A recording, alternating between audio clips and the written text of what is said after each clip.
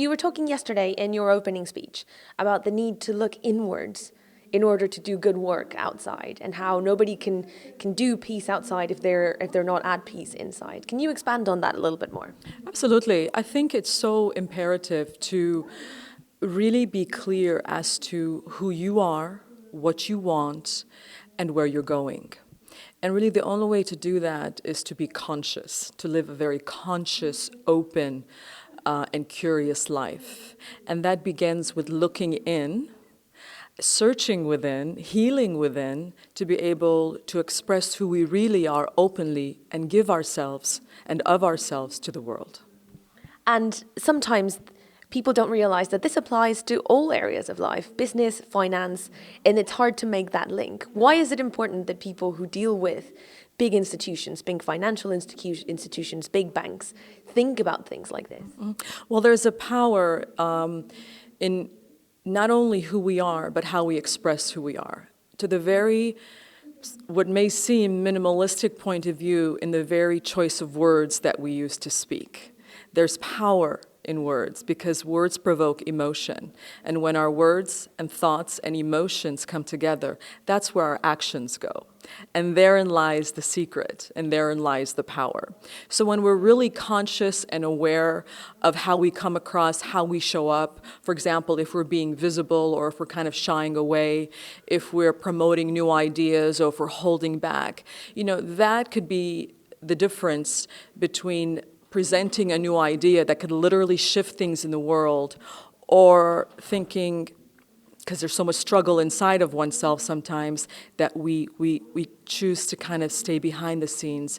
And what a shame, because something could have really shifted for the better of humanity in the world if that person had spoken up and really given more of him or herself to the world. Because everything, to me, starts in the heart. And it comes up in the brain and then in the mind. And then when our heart and the mind is in alignment, that is the most powerful thing we can give to the world. You were also talking about how we have a shared destiny and the role that individuals play in constructing that shared destiny. And I think you were trying to make the forum aware of their own individual responsibility of our shared destiny. Can you expand on that a bit? Absolutely. Well, CIFA, the brilliance, the power, and the beauty of the CIFA conference and forum itself is it truly is a think tank. And meaning there's an open conversation.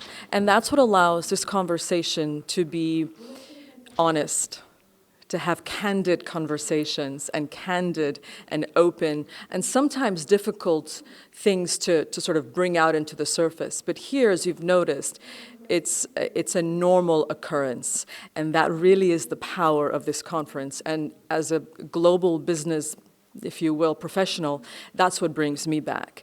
Because we'd love to believe that these conversations are happening everywhere, but even in the most important of institutions across the world, it's very rare to see such candid, open, and powerful conversations, because we need these sort of discussions to really shift, even ever so slightly, one step forward, the world in the right direction.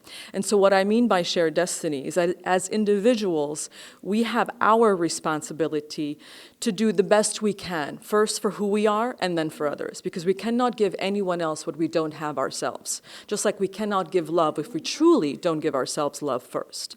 These are very fundamental ideas that people don't talk about. And hopefully people just intrinsically understand, but you'd be surprised how many people don't, right?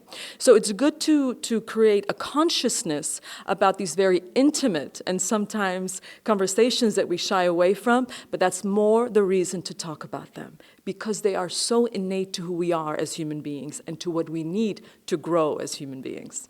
So we have a shared destiny because we've had a shared history.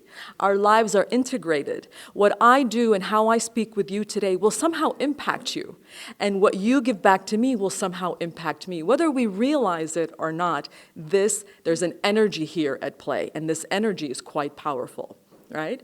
So if we choose very consciously as human beings, as mothers, as parents, as grandparents, as professionals, and especially as movers and shakers in this world, which we're seeing in this room at the United Nations and the very people we work with, if these people who hold high responsibilities are highly conscious and aware human beings, imagine Imagine what could happen in the world. Imagine the progress. Imagine the changes and the shifts that could occur when you have conscious human beings who choose in the path of love, who choose in the path of truth, who choose in the path of sustainable, durable and sustainable development. There is magic in that. There is magic when we come together as human beings and really focus on what is good and right and prosperous for the world. One last question. Something else that we've noticed in the conversations is how the financial, business, private banking sector and the civil society, NGOs, UN side don't really talk to each other as much as they should. How important is it to bring those two worlds together to be able to foster sustainable development? Well, that's, and herein lies, the leadership of CIFA and the brilliance behind the leadership.